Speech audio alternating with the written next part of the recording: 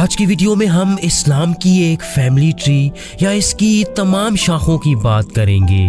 اسلام جو شروعات میں صرف ایک عقیدے پہ قائم ہوا تھا، آج کئی چھوٹے چھوٹے فرقوں میں تقسیم ہو چکا ہے۔ چنانچہ اس ویڈیو میں ہم خاص طور پہ دیکھیں گے کہ اسلام سنی اور شیعہ مکتب فکر میں کیسے تقسیم ہوا اور اس تقسیم کی اصل وجہ کیا تھی۔ سنی مکتب فکر مزید چھوٹے فرقوں یعنی بریلوی، دیوبندی، اہل حدیث اور وہابیت میں کیسے تقسیم ہوا، اور شیعہ مکتب فکر کا وہ کون سا فرقہ ہے جو نعوذ باللہ حضرت علی کو اپنا خدا مانتا ہے۔ ویورز، میں ہوں احتشام ارشد اور آپ دیکھ رہے ہیں دی انفوٹینمنٹ چینل۔ ویورز، اسلامی روایات کے مطابق اسلام کی شروعات اس دنیا کے سب سے پہلے انسان حضرت آدم علیہ السلام سے ہوئی، اور اسلام اپنی موجودہ شکل میں اس وقت آیا جب حضرت محمد صلی اللہ علیہ وآلہ وسلم پر پہلی وحی نازل ہوئی۔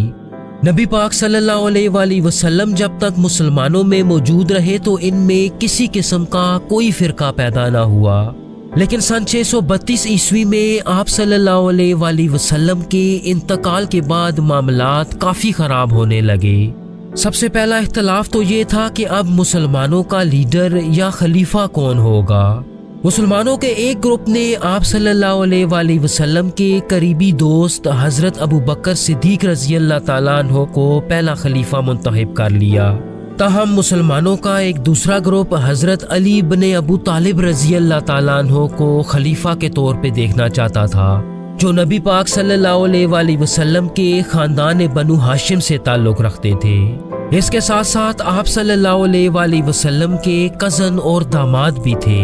چنانچہ حضرت ابو بکر صدیق رضی اللہ تعالیٰ عنہ کو پہلا خلیفہ ماننے والے سنی کہلائے، جبکہ شیعہ مکتب فکر حضرت علی رضی اللہ تعالیٰ عنہ کو آپ صلی اللہ علیہ وآلہ وسلم کا جانشین اور پہلا خلیفہ مانتے ہیں۔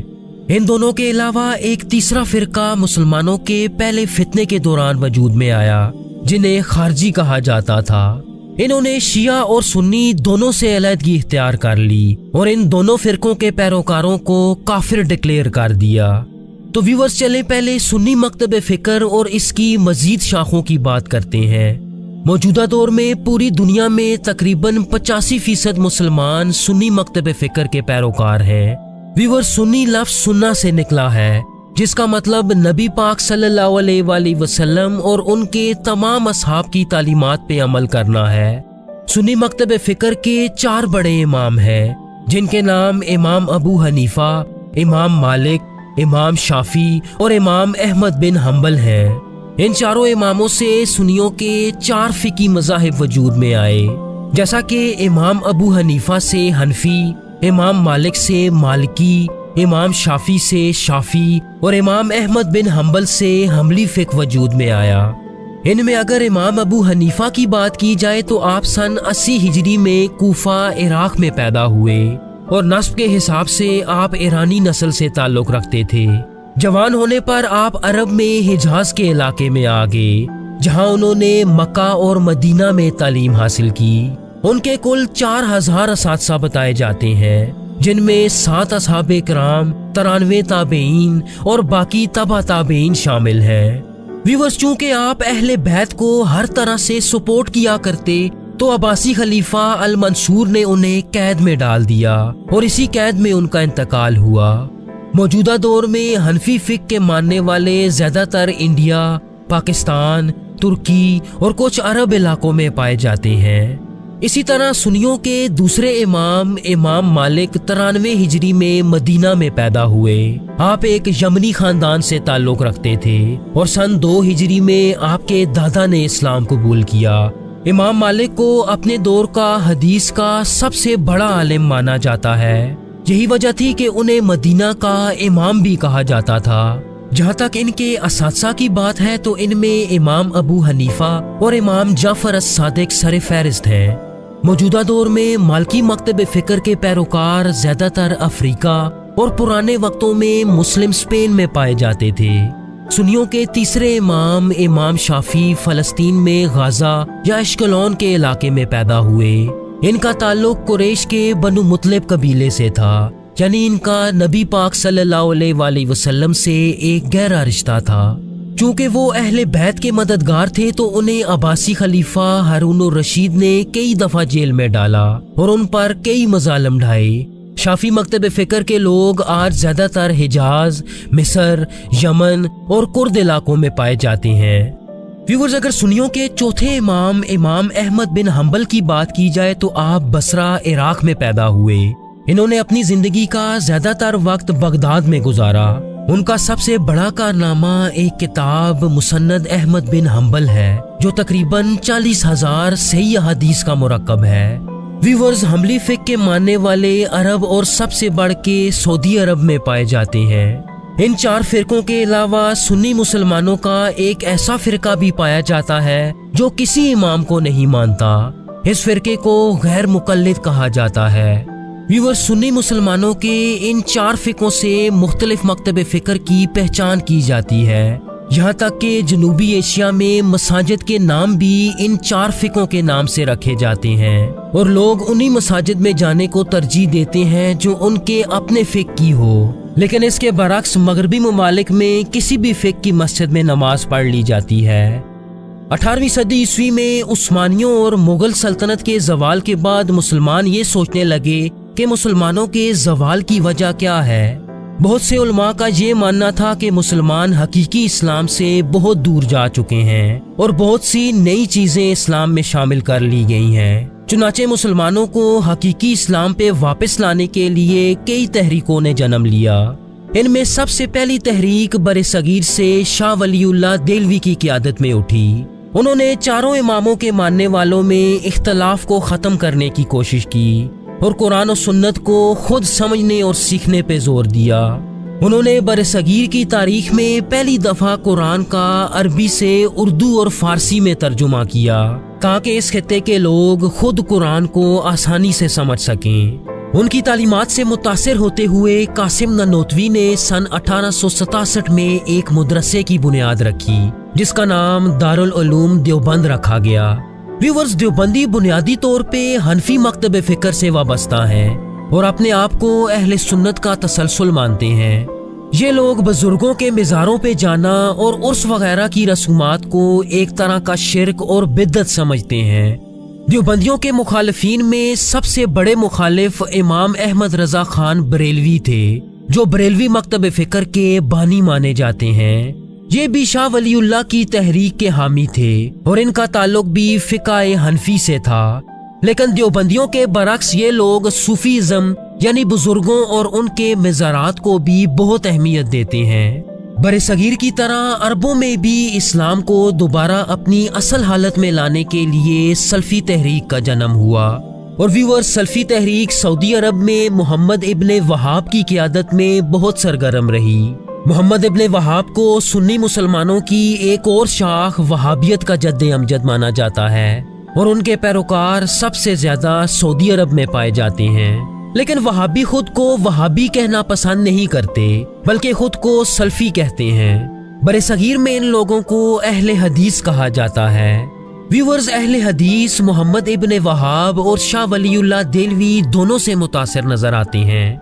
वहाबी और अहले हदीस दोनों अपने आप को गैर मुकल्लद कहते हैं। मतलब इन लोगों का दावा है कि ये किसी सुन्नी इमाम के पैरोकार नहीं, लेकिन दर हकीकत ये लोग हम्बली मकतब फिक्र से जुड़े नजर आते हैं। इसके साथ साथ ये लोग मीलाद, उर्स और दूसरी सूफी रसूमात के भी सख्त खिलाफ हैं। व्यूअर्स, तो चलें अब हम शिया मकतब फिक्र की बात करते हैं। सबसे पहले तो ये कि अहले तशी सुन्नियों के 4 इमामों को नहीं मानते बल्कि शिया इमाम सिर्फ और सिर्फ नबी पाक सल्लल्लाहु अलैहि वसल्लम की नस्ल से यानी हजरत अली और हजरत फातिमा रजी अल्लाह ताला अन्हा की औलाद से होते हैं। अहले तशियों के बुनियादी तौर पे 3 मकतब फिक्र हैं जिनमें जैदी, इस्माइली और 12 इमामी शामिल हैं। इनके पहले 4 इमामों तक यानी हजरत इमाम अली, इमाम हसन, इमाम हुसैन और इमाम ज़ैनुल आबिदीन तक तो कोई तकसीम नजर नहीं आती। अलबत्ता चौथे इमाम इमाम ज़ैनुल आबिदीन की वफात के बाद शिया मकतब फिक्र की पहली तकसीम का आगाज होता है। उनकी वफात के बाद अहले तशियों की एक बड़ी तादाद ने उनके बेटे मोहम्मद अल बाकिर को 5वां इमाम तस्लीम कर लिया। लेकिन इमाम ज़ैनुल आबिदीन के छोटे बेटे जैद इब्ने अली उमवियों के खिलाफ एक बगावत में शहीद हो चुके थे। جس کے نتیجے میں لوگوں کے ایک دوسرے گروہ نے انہیں پانچواں امام تسلیم کر لیا، جو اہل تشیعوں کی زیدیہ فرقے کی بنیاد تھی۔ اور جہاں تک موجودہ دور کی بات ہے تو زیدیہ فرقے کے لوگ آج زیادہ تر یمن میں پائے جاتے ہیں۔ اگر امام باقر کی بات کی جائے تو ان سے اہل تشیعوں کی 12 امامی شاخ چلتی ہے۔ ویورز، شیعہ مکتب فکر کی اگلی تقسیم امام باقر کے بیٹے امام جعفر الصادق پہ آ کے ہوتی ہے، لیکن یہاں آپ کو یہ بھی بتاتے چلیں کہ امام جعفر کی بدولت شیعہ اور سنی دونوں میں ایک مضبوط رشتہ قائم ہوتا ہے۔ وہ کچھ ایسے کہ امام جعفر الصادق کو سنیوں کے 2 بڑے اماموں امام ابو حنیفہ اور امام مالک کا استاد مانا جاتا ہے۔ اس کے ساتھ ساتھ امام جعفر الصادق نے اپنے جعفری مکتب فکر کی بنیاد بھی رکھی۔ کہا جاتا ہے کہ امام جعفر کو عباسی حکمران المنصور نے زہر دیا تھا۔ ان کی شہادت شیعہ مکتب فکر کی اسماعیلی فرقے کی بنیاد بنی۔